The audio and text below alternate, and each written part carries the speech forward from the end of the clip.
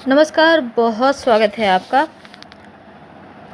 हमारे भारतीय स्थानीय संस्कृति की माने तो चमत्कारिक पौधों के बारे में बहुत सारी बातें पढ़ने और सुनने को मिलती है। माना तो ये भी जाता है कि कुछ ऐसे पौधे हैं जिसको खाने से जब तक उसका असर रहता है तब तक व्यक्ति गायब रहता है, और एक ऐसा भी जड़ी बूटी है जिसका सेवन करने से भूत भविष्य का ज्ञान तक हो जाता है। कुछ ऐसे पौधे हैं जिसके बल पर सोना बनाया जा सकता है, और इसी तरह धन देने वाले पौधे भी हैं, शत्रुओं से मुक्ति दिलाने वाले पौधे हैं।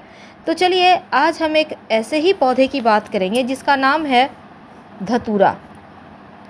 तो धतूरे का पौधा जो शिव जी को अति प्रिय है, ये पुष्प, इस धतूरे के बहुत सारे प्रयोग होते हैं।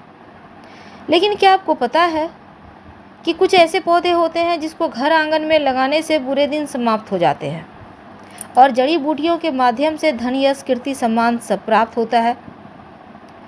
तो आज धतूरे के जड़ की बात करेंगे, लेकिन उसके पहले एक और बात बता दें कि आप जब भी किसी भी पेड़ के जड़ का प्रयोग करते हैं या पेड़ का प्रयोग करते हैं तंत्र क्रियाओं के लिए, तांत्रिक गतिविधि के लिए, तो दोबारा से प्रयास करें उस पेड़ के पास ना जाएं।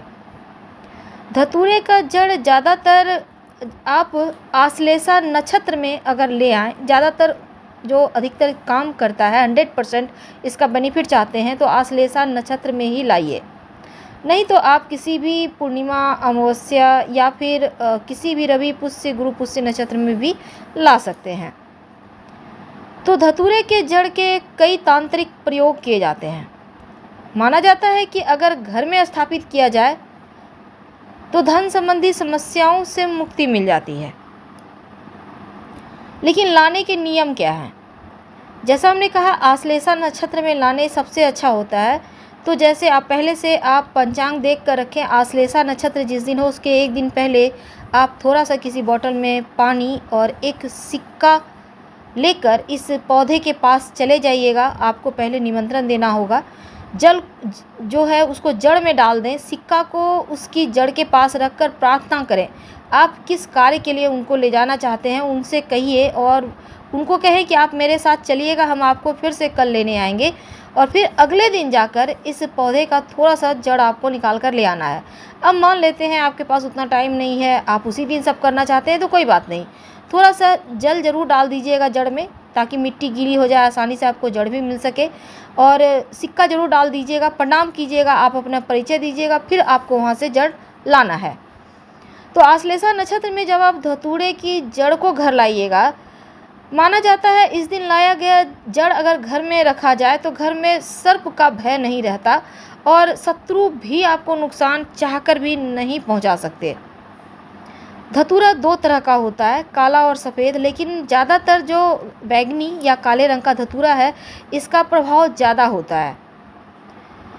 तो इसकी जड़ को आप रविवार, मंगलवार या फिर किसी शुभ नक्षत्र में भी आप ला सकते हैं, लेकिन आश्लेषा नक्षत्र में लाने का ज़्यादा महत्व है।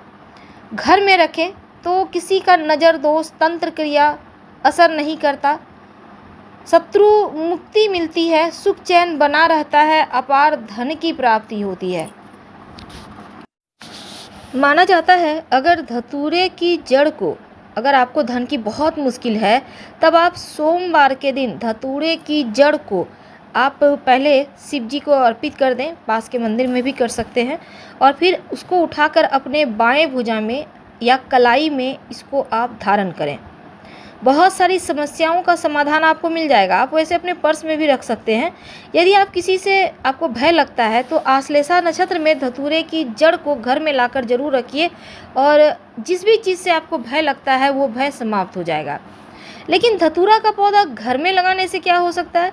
देखिए, धतूरे का पौधा बहुत ही आसानी से घर में लगाया जा सकता है, क्योंकि ये बहुत ही शुभ है, भगवान शिव को अति प्रिय है।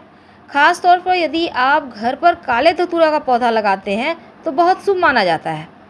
काला धतूरा आपके घर की जो सकारात्मक ऊर्जा है उसको बढ़ाता है, और नकारात्मक ऊर्जाओं को सोख लेता है, या फिर ऐसा कह सकते हैं कि नष्ट कर देता है।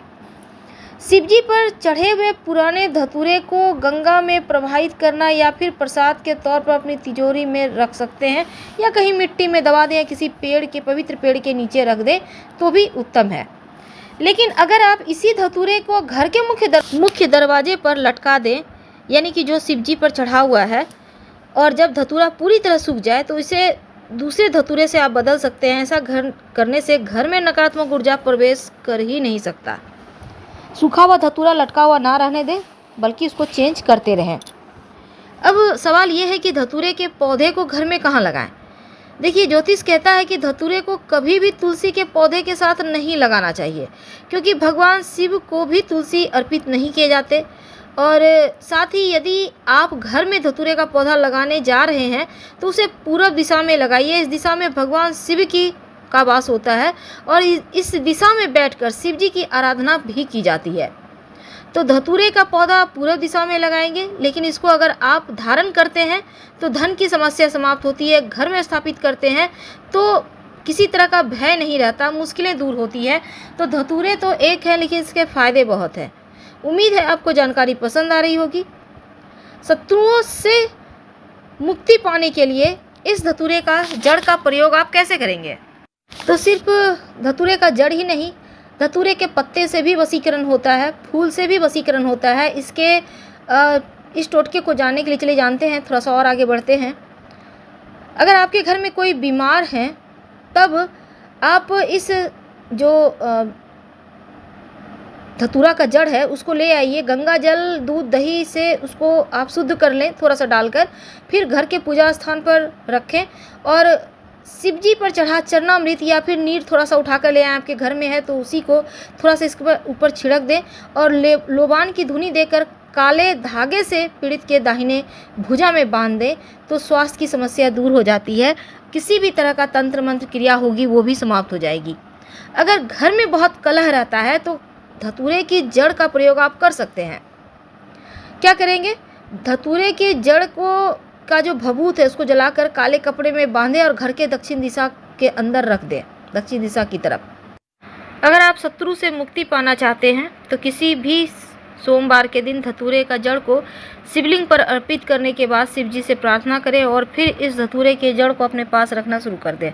यकीन मानिए, शत्रु चाहकर भी आपका कुछ बिगाड़ नहीं पाएगा। ये प्रयोग बहुत ही सरल है, लेकिन आप कर सकते हैं। जीवन में भला धन किसे नहीं चाहिए? हर किसी की चाहत है लक्ष्मी की, क्योंकि जब तक आपके पास पैसे नहीं है तब तक कुछ भी नहीं है। तो आज हम आपको कुछ छोटे छोटे प्रयोग बताएंगे। उनमें से कोई एक भी अगर आप उपलब्ध आपको हो जाए या आप ले आए तो जीवन में धन की मुश्किलें समाप्त हो जाती है, क्योंकि ये हमारे प्रकृति का देन है। तो चलिए जानते हैं कि आपका बटुआ हमेशा पैसे से भरा रहे, हमेशा ही आपके घर में ऐन वक्त पर धन की कमी महसूस ना हो। इसके लिए सबसे पहला प्रयोग है धतूरा। धतूरा जो शिव जी को सबसे प्रिय है। अब धतूरे का पौधा आपके आसपास तो होगा ही।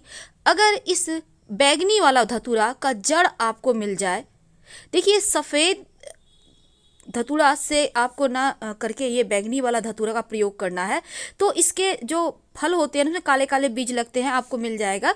तो इसकी जड़ आप रविवार मंगलवार के दिन, किसी भी दिन दोनों में से आप अपने घर में ले आए और लाकर इसको लाल कपड़े में या लाल मौली धागा से लपेट कर रख लें, कहीं भी सुरक्षित जगह में। ऊपरी हवा से बचे रहेंगे, सुख चैन बना रहेगा, तंत्र क्रियाएं असर नहीं करेगी। अब यह है आंकड़े का पुष्प, जिसको हम मदार भी कहते हैं।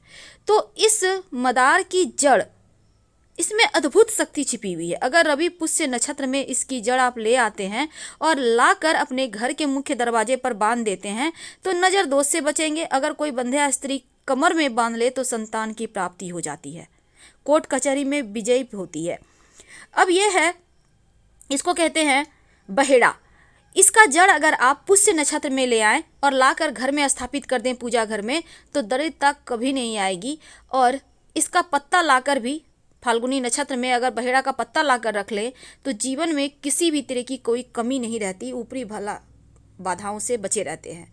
घोड़े की नाल, देखिए घोड़े की नाल जो होता है उसको आप ज्योतिष की माने तो मुख्य दरवाजे पर उत्तर या उत्तर पश्चिम या पश्चिम दिशा में आपका घर का दरवाजा हो तो उसके ऊपर बाहर की तरफ से घोड़े के नाल यू आकार में लगा देना चाहिए। और वैसे तो नीचे की ओर भी लगाया जाता है। तो घर के मुख्य दरवाजे पर काले घोड़े की नाल लगाने से किसी तरह का बुरी नज़र दोष नहीं लगती और बरकत बनी रहती है। अब यह है बिलपत्र। बिलपत्र तो अमूमन हर कोई चढ़ाता है, लेकिन अगर आपको 9 पत्ते वाला बिलपत्र मिल जाए या 5 पत्ते वाला बिलपत्र मिल जाए, वैसे तो 3 से अधिक जितनी भी संख्या में आपको बेलपत्र मिलता है, आप प्रेम से शिवलिंग पर अर्पित करें और फिर आप इस बेलपत्र को इसको फोटो फ्रेम करा के घर में रख लें। यकीन मानिए ये बेलपत्र सुख समृद्धि का दरवाजे खोल देता है। अब यह है नाव की कील। देखिए, नाव की कील जो है ना, इसको घर में रखने से आपके यहाँ लक्ष्मी स्थिर रहती है। इसको मध्यमा उंगली में धारण किया जाता है। तो फिलहाल हम आपसे विदा लेते हैं। जानकारी अच्छी लगे तब लाइक कर सब्सक्राइब करें, अपनों से शेयर करें और कमेंट में हर हर महादेव जरूर लिखें। धन्यवाद।